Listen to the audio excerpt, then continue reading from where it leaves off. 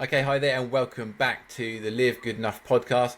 It's Friday. This is where we spend 30 minutes going back over all the articles on livegoodenough.com, picking out some of the ones that have really resonated with you this week, and also letting you know what else is out there if you want to pick them in. Again, we're back with Joe and myself. Joe, how you doing? I'm very well, thank you. Yeah, And very we well. spoke a little bit about this before, but you're back home. You're not on the road. You've got some time to yourself. Yeah, as I said to you before, I feel actually prepared for this today. So yeah, I feel good to be in the office, and yeah, yeah, Yeah, and like I say, it's also good for those that pick us up on Spotify and on the video or on YouTube as well. It's good to see where Joe is this week. You know, it's good to see where he's off to. You're kind of like the Annika Rice yeah. of Live Good Enough. We want to know where you are this week. And if you're under 25, you don't know who the hell I'm talking about, but there you go. We'll carry on. We're going to jump right into some of the topics this month just to make the best use of the time that we can. And the first one that we're going to be talking about today was earlier on in the week where we talked about music, and more specifically around how music can really boost our well-being, our body, our mind. Similar to lots of other things, you know, music is just one of those tangents. You know, we could be talking about movies, we could talking a bit about TV shows, we could be talking about places, but music for me is something where I can, if I hear a song, whether I'm in a supermarket or I'm in a coffee shop, or if something comes on the radio at home, you know, music has the ability, I feel, to transport you to a place without having to kind of give all of your attention to it at that time. You know, it's something that it can evoke a feeling, a memory. Sometimes things that are sometimes sad, sometimes as well. We need to talk about that too. But is that the same for you, Joe? Does music take you places? I can't quite express. Almost need a song to be able to express how much I agree with what you're saying. Yeah. Or a piece of music would only really translate that. And it wasn't. It was. I have to say, it was only really at the beginning of this year, around February, that I would say, regained my complete and utter love for music, Yeah. and acknowledged its power to change my state. Mm. And as completely as you've said, I love music forever, but I would say I had a period of time, for the last 10 years, where I went in when I could arguably was in head deep in work, Yeah. actually didn't allow myself to listen to music as much as I wanted to, Okay. because I I didn't like being in my own thoughts. Is the honest answer. Is Mm. And actually that felt maybe a not a safe place as much, Okay. and whereas actually, because music, as you know, can take you in lots of different places depending on where you are, Mm. and yeah, basically I couldn't agree more with the power of music to change state, and that it's something that's accessible as well. You know, we all YouTube is free if you, as Mm. long as you get internet access and you've got a smartphone. But you know, most of it, Spotify, you can have free accounts. Like there's a lot again, Mm. it's digital technology, but you know, radio is fairly accessible too. And I think music, and even simply understanding and acknowledging, and maybe taking a step back to think about what music works for you. Yeah, definitely. And I think, you know, I also spoke at the beginning about kind of those happen chance times when you're somewhere and you hear something and it evokes something, but the Mm, article kind of speaks also about how can we use the benefits of that in a more intentional way, yeah. you know. So for example, starting your day with music, you know, I think often the alarm clock is the best, one of the best inventions of modern time, but the alarm clock that goes directly to the news is not necessarily the best wake up call. Depend, you know, because we all know that, you know, the news that we get via radio or by other means doesn't always shift to things that you want to start your day off with sometimes. So the ability to start your day off with it's an alarm or a playlist that kicks in that you could pre-create. You know, Mm, you might have tunes that you might want to call a morning playlist, or you know what, to kind of boost that, the start of your day. You know, I'm a big believer in something that I heard ages ago, in that, you know, if you can just construct little things in the first few moments of you waking up that kind of set you up, then also almost you take control of the beginning and not let it run away with you. And I think even if that's kind of, for me, one of the things that's not music related, but it's simple as making my bed.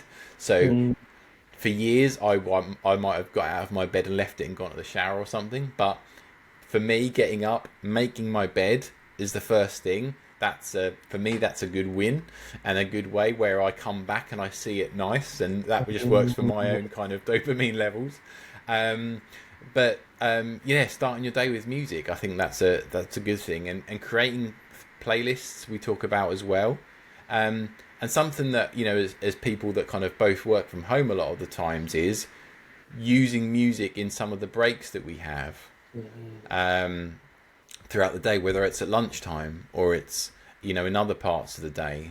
How do you choose to use music? And Joe, is it kind of, are there instances of intentional use, or is it more kind of like background, or how do you make it work for you?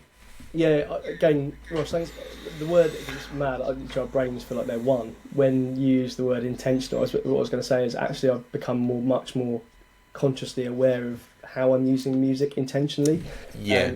And completely agree with everything you said. I now have a get up for the day playlist that I play when I'm in the shower. Okay. So Yeah. only get 2 songs. So I choose which 2 songs out of that playlist I'm going to get. Okay. And that's absolutely critical for me. But just a side note, I start the day the same as you. The getting and making my bed. We probably listened to the same podcast or something a while ago. They said the same thing, and that really stuck, as you said. That sort of like having done one thing leads to another good thing. I mean, again, it's that similar philosophy behind that, atomic habits, I think. Music, yeah. So playlist, I find it really helpful to set mood. And for me, the biggest thing is I mentioned sort of state changer, but for me, a lot of the things about mind state, and how music can do that. So one is in the morning with that. The other is around play and having fun. And that you mentioned sort of during the day or something else. I've actually again tried to dance to a song once. I would say ideally once a day, but actually it's not. It's more like once a week. And then when I can do it, but actually be intentional about doing it, like whether that's with my kids, even if it's by myself. Yeah. I don't care if I look stupid. Like, I'm in my own house. It actually finds that, like, again, moving to music. It's something that I'm doing more and more. And choosing to turn to music in the car rather than just plug in a podcast. And that was actually the biggest change I've made in the last, and I would say this, if I look back the last 10 years, in the last year and the last 6 months, is choosing music over information. And actually being, and that's made a massive difference. Just reconnecting with it. Sorry. No, go ahead. That's right.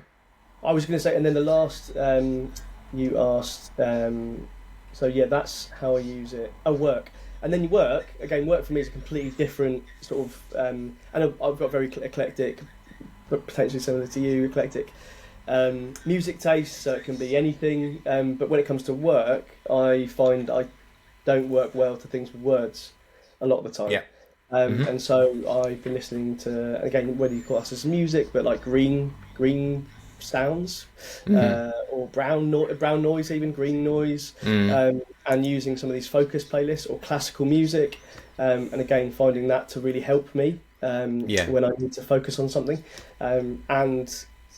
so I've definitely, as a way to block out distractions, but I have to be careful about what it is I'm listening to and actually have the right effect. Otherwise, I could find myself getting lost somewhere else.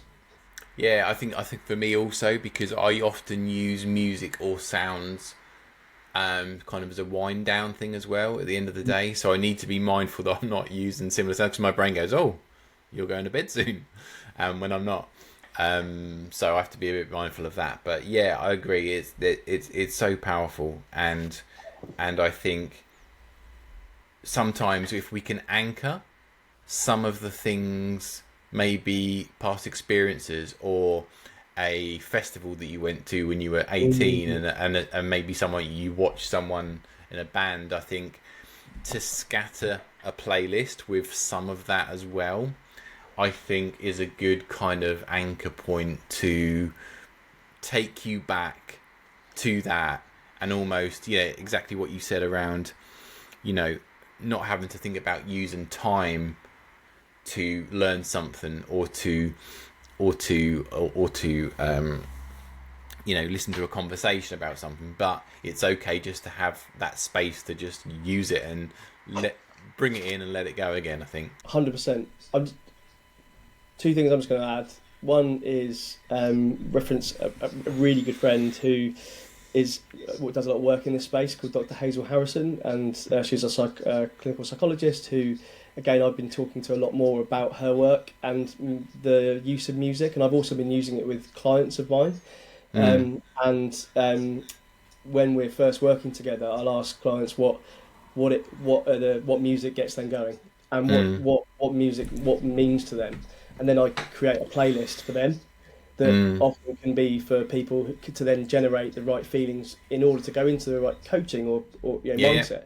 So that's the way I've been using it. And then another thing that she's been doing that, and again we can send the link in the show notes, is I've obviously forgotten the name of it, but it's basically that you listen to one song every day that is a classical music, and it is and there's only one playlist, but then you can share that with people that mean that you obviously have a connection with, and so then you're on a musical journey together, which actually has been an incredible thing. I've been up and on with it, but I can see the power of it with people who you might not be in the same location as, or somewhere else, and actually music is a really amazing connector. I just had a, sorry to interrupt you, but no. as you know, my brain goes into hyper mode if I can't get something out sometimes. Get it out.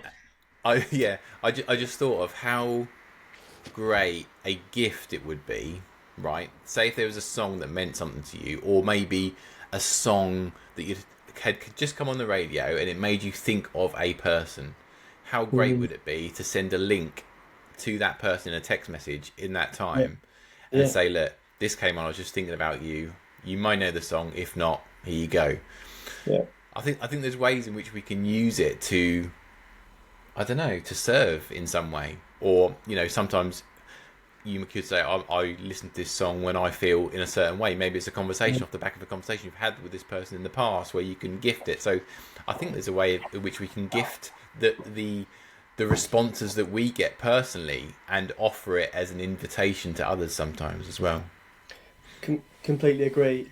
I know we're short on time, but I think because it's such an important and broad topic, it's worth probably spending a little bit of time on it. Ross, I love that, because it links to something that I've been finding too, which is that music doesn't always have to be there to elevate our moods. It can also be a safe space to be sad. Yeah. So that's something, again, I've been speaking to Dr. Hazel Harrison about, is music being able to hold us as a safe space that we can go to if we can allow ourselves to feel these things. If we're going through something that's tough, then actually that's really important too. And then the other is a bit kind of I just thought it's topical because of last week. Obviously, I saw it and someone had mentioned it that everyone was into Glastonbury. Obviously, you're very fortunate if you can get a ticket.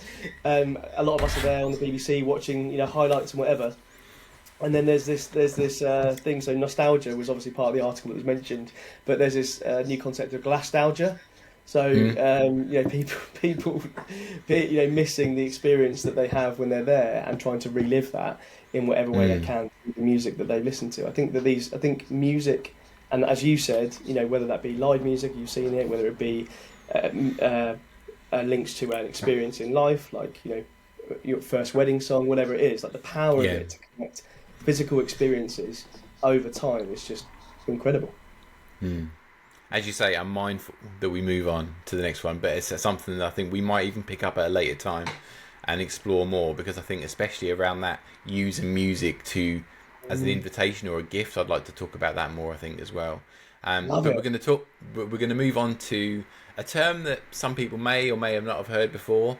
You may have heard of greenwashing. I think probably greenwashing is something that's been around in the ether a bit longer, around kind of environmental kind of thoughts and practices. But you sent me a text message over the week because it was something that was coming up in your working life, in your ether, and it was about care washing. Do you want to kind of tell us a little bit of kind of where that kind of came from? Yeah, again, it was actually new for me. If I'm being completely, and I'd Yeah, heard I can't remember what the term was before, but basically, I suppose not.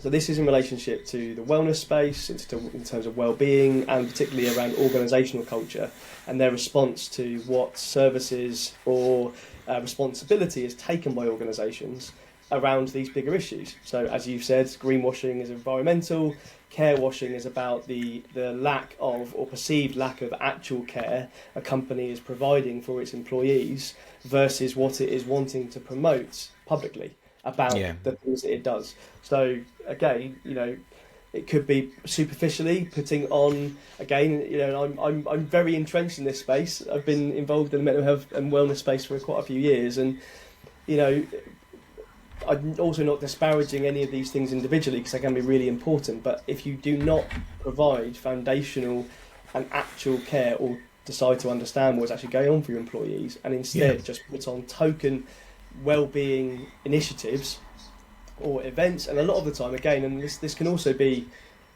due to lack of resources and time for the organisation itself. But what I would say is there needs to be a very honest conversation, and that business owners and employers have to be able to have that conversation with their staff and public and own that. And it feels that where this is coming from is the care washing is about, or particularly larger organisations are not responding and not listening to or being heard by the employees who feel very different about their experience within an organisation versus the public perception that organisation is trying to portray about what it does for their staff. And I was, as I said, I was speaking at a large organisation in London yesterday within the consulting industry, and it came up, and it's a Harvard Business Review report that has done a lot of research into care washing, and that this is now one of the number one, I suppose, finger on the button hot topics in boardrooms because of the discomfort that is being felt by employees, and interesting, particularly by a younger generation. So it seems as if, again, looking at the data and looking at my own experience in organisations, it seems to be a Gen Z kind of really forefront of basically saying no, our work is more than a paycheck, and balance is really important. And if you're not going to do that, then we'll walk with our feet. yeah, And that is different to, I think, the generation I grew up in, and the culture that was instilled in work, probably similar to you.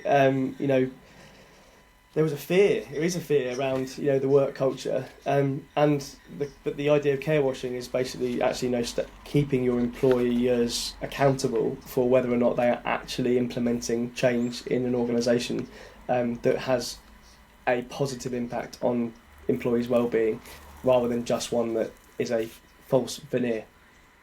yeah, absolutely. I remember doing a presentation maybe a couple of years back, and that was more around kind of personal branding, but it spoke to the fact of, when people are looking for jobs now, obviously remuneration is hugely important, but also is the other things that they deem as non-negotiables now in the modern working space around, from things like flexibility to, working from home. A lot of people do that now, obviously, but then also things alongside that are more well-being based, and almost, the generation now are looking at a job description not only for the fact of what the job entails, but also the culture in which they will find themselves and how they respond to certain issues, whether that's of green issues, whether that's well-being issues, or that kind of thing. So it's hugely important to the people within that organisation now, I think, as a consideration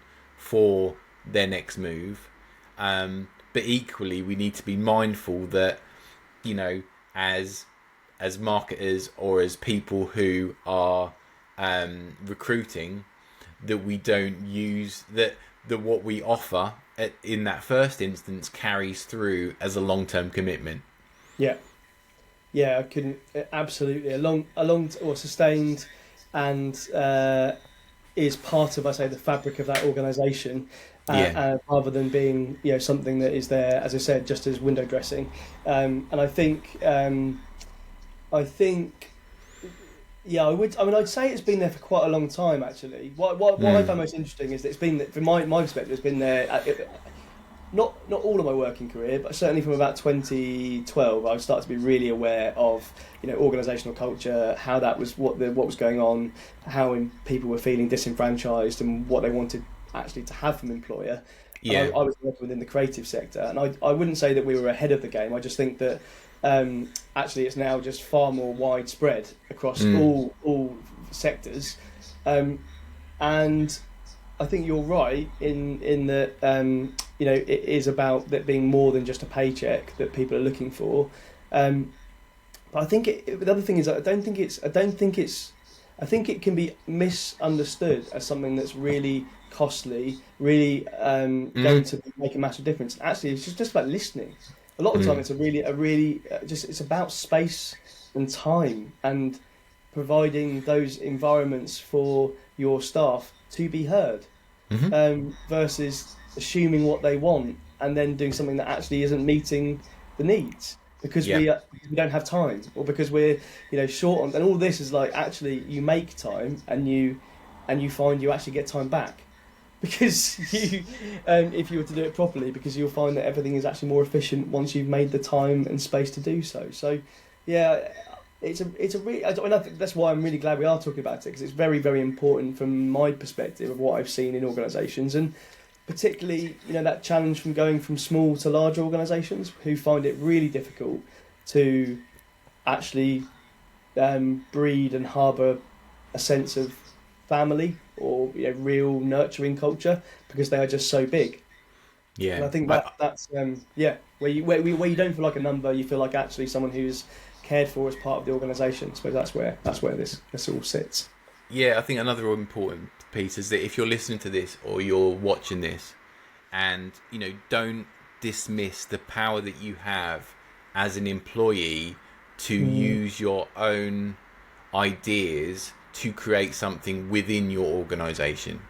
You know, we don't have to wait for the powers that be sometimes to do that. We might need to get some agreement and stuff like that, but you know, if time or certain things are pushed within an organisation, I'm especially thinking around charity sector and maybe those sorts of places, you know, if that's the case, put forward ideas whereby you can create something that's kind of led by employees, where they think that there's a value in some of this stuff, because the opportunities then become, you know, as good as the ideas that come out, you know. I don't know if you've seen that with some of the organisations that you've worked with, Joe. Yeah, I really have. I think it absolutely works on both levels. It sort of needs to be understood and acknowledged from the boardroom, but then needs at sort of activism from a employee perspective to want to drive that change. And I think it again, and I would. The challenge when you say that is like, actually then again you're asking people to do more than their day job, and actually is that their responsibility? And in an ideal world, no. You know, this should be something that founders, employees, managers come and want to embed and embrace. Yeah. However, what I've found more and more is that if you can do it the other way as well, and then simply present those options to management or whoever about how you can learn, how you could implement a sustainable, you know, what it is we want. I suppose that's it. The other thing is about, this is a conversation between employees and employers about the conditions within which they work and what will actually make a difference to them. And it isn't always, as you just said, you've said, the paycheck. It can be a lot more about flexibility. It can be a lot more about certain tools or resources. It can be a lot more about, the right spaces and processes. And for me, it just feels as if it's that acknowledgement that the conversation is worth having and that there is a space to do so. And as long as you've got that connection and that understanding, then that hopefully would breed better results for the organisational culture. Within which people feel safe to share how they're actually feeling. All these sorts of things. Again, lots to speak about that.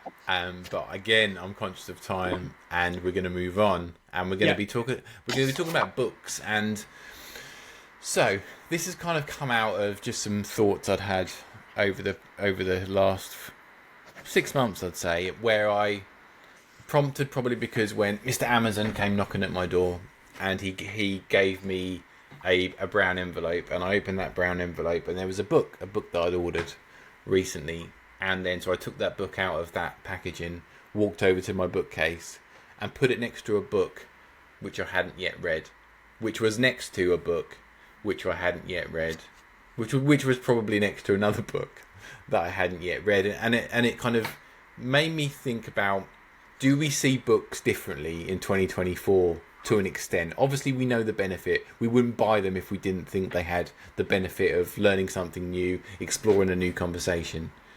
But I just wanted to get into the conversation of, do we now see books also as a way of signalling, as a way of showing people what we're into at the moment, as a way of showing people who we may not as be more directly connected with around the sorts of people that we are? We might use a more career-focused platform like the likes of LinkedIn to signal that we are in the know. And it got me thinking about where does the real sense of the purpose of that book, are we losing that a little bit? And this isn't the same for everyone. I'm sure there's lots of people that get their books and they read them and they move on to the next one. But I just want to use that as my own example, whereby I think sometimes I lose track of that.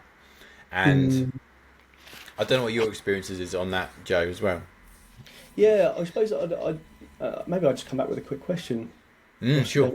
Which is why do you read? Why do I read? Because usually I read because there's something that has whet my appetite, either from a conversation or from something that I've listened to, and it's maybe just a small nugget of something that's really kind of, when you can listen to an hour of a podcast, but then there's a small nugget that really hits you. And I think in that moment it's me thinking, well, if that hit me in that way, what else might I learn from the person telling that story or that talk? So it's kind of it's a hook.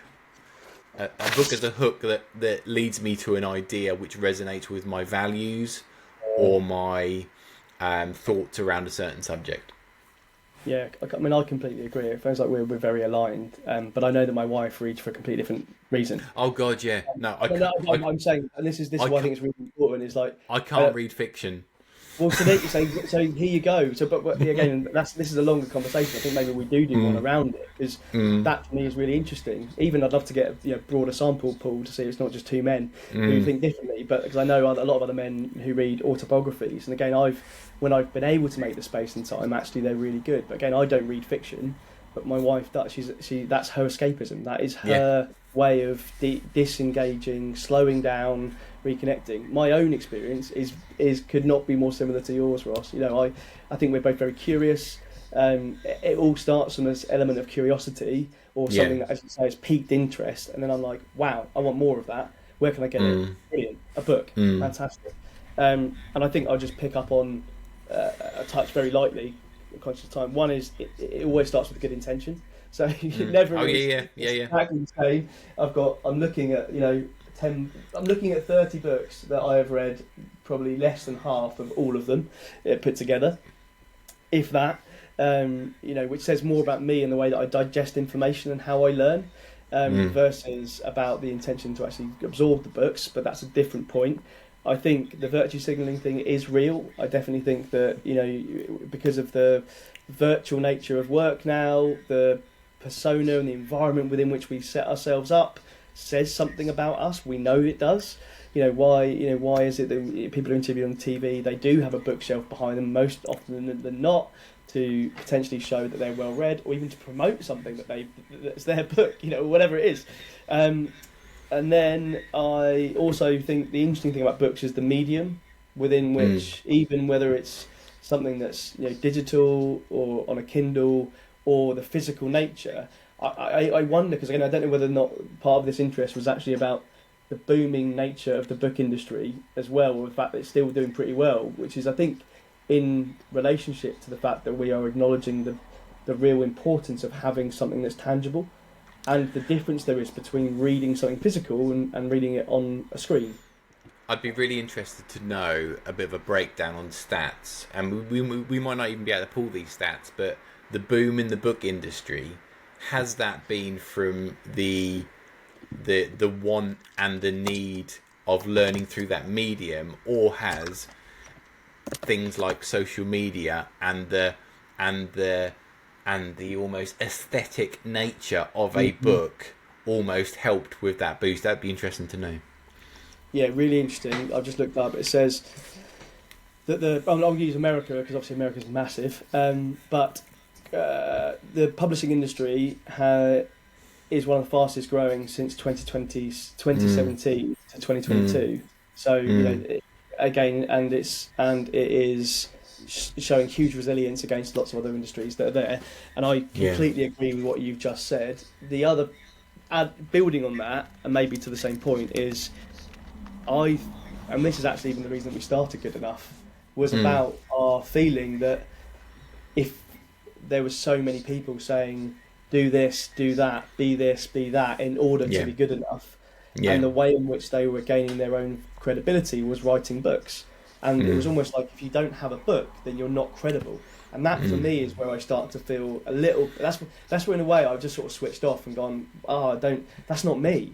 Like, I have to write a book in order for someone to take me seriously. And I get that there's time around that and it's everything else, but I'm equally like, no, I don't even think, like, where's this value of books come from?